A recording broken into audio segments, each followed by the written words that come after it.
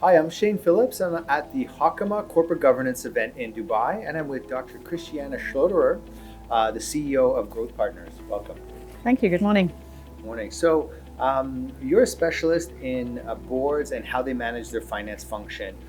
What are some things boards can be doing to drive peak performance in this area? I've got a traditional finance background, so I've worked as a CFO, among other, in Saudi Arabia, in various financial functions. So I've got a deep financial background. At the same time, I've got a governance education, a governance certificate. I sit on two boards myself, so I'm typically looking at the way how boards can leverage on finance better than what they are doing at the moment.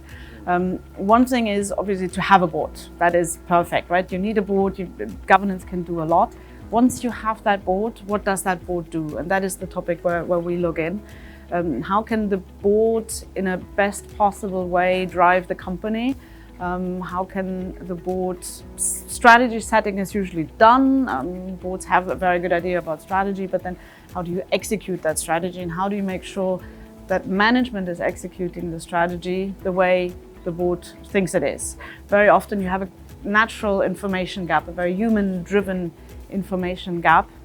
The information that is coming below from the organization is filtered. It's naturally filtered because you have people sitting in between and the board doesn't see the full information.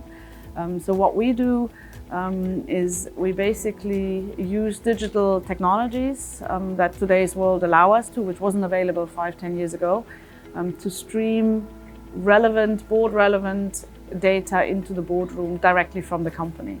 We specifically look at how boards can improve on their strategic positioning and what information they get from the strategy.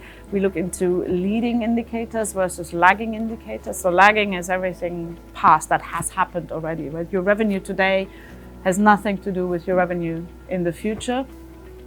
So we want to make sure that the board has a very good idea on how revenue will develop in the future by looking at different indicators, which could be, for example, your sales channel.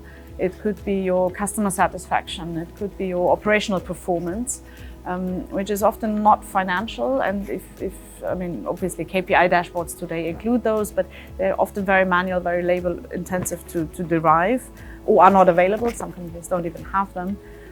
So what we do is we use digital technologies to come up with that data and then streamline it into the boardroom. What would be some of the KPIs that now boards are able to access? Yeah, so you can link very nicely customer satisfaction, which is one of my favorites, because very often boards have no idea what the customer actually wants. So you do regular customer interactions. You have a online survey which directly flushes into your database. Sometimes it's human touch interaction, depending on what business you're in. But with technology, you can generate a lot of data from that one. You can look at lead times. How long does it take you to deliver? How satisfied is the customer when it receives goods? How many mistakes, how many returns do you have?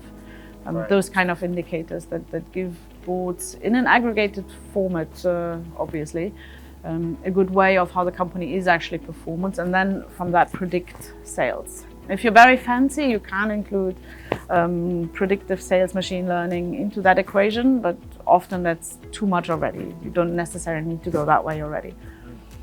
Well, Dr. Christiane, thank you for sharing some insights into how finance is evolving and how it's enabling boards to be more effective.